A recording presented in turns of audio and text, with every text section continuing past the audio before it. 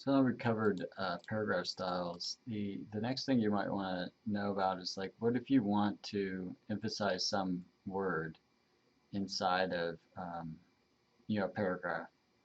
So say you wanted to kind of make this, the number like extraordinarily impressive.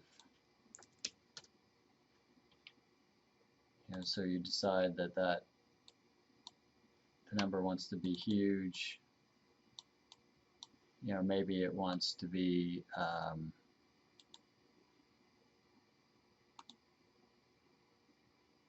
not that, but maybe that, something along that nature.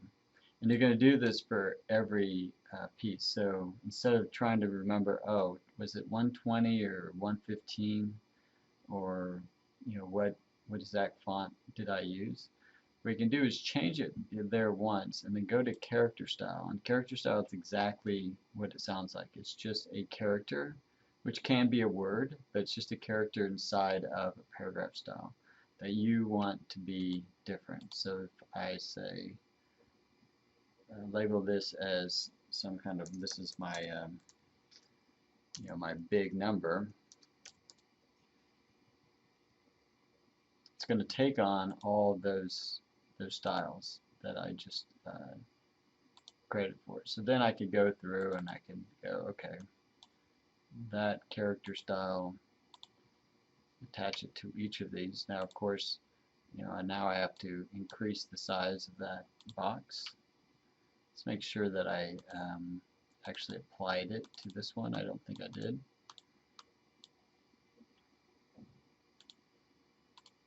There we go.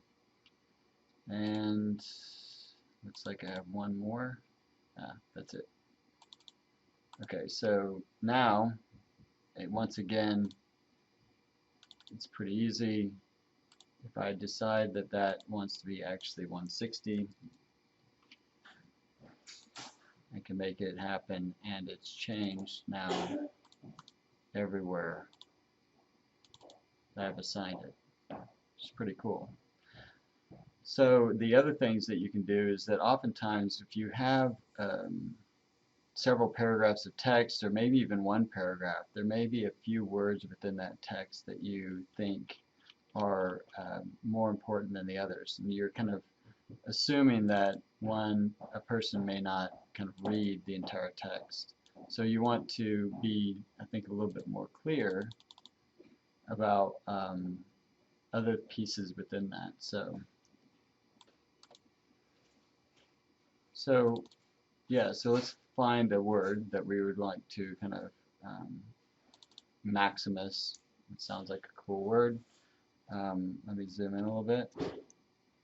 So then if you wanted to emphasize that, so oftentimes I will use a swatch of color, perhaps a bold.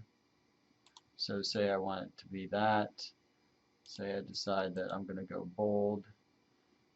I've even increased its size. Now you have to be careful with this because I'll show you. Is that suddenly the leading between lines changes.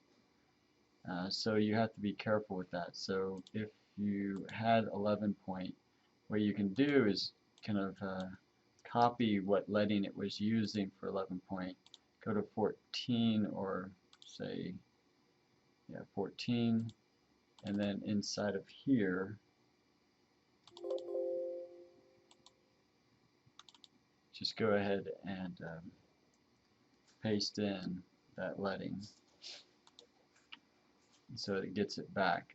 Alright, so that would be,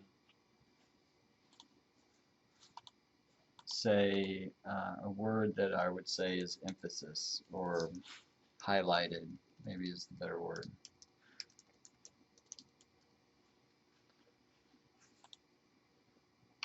And then go ahead and apply that. So where you could go is through your text and just pull out those words that you think are the most important. Now, of course, this is gibberish at the moment. So you can kind of, and it could be that it's a set of words, so whatever the floating plane, you know, and suspended structure, you know, you get phrases or something. So as somebody would glance at this, they kind of know immediately what your project's about by just looking at the text and seeing what you've highlighted. This is oftentimes a very good use of character style. So that pretty much is it. The beauty of it, again, is that decide later that, you know, I don't want cyan, let's just go back to this kind of magenta. It changes it everywhere and it pops. And in fact, in this case, because there's so much magenta, it didn't work out. But maybe I just want to go back to black. Whoa, with highlighted.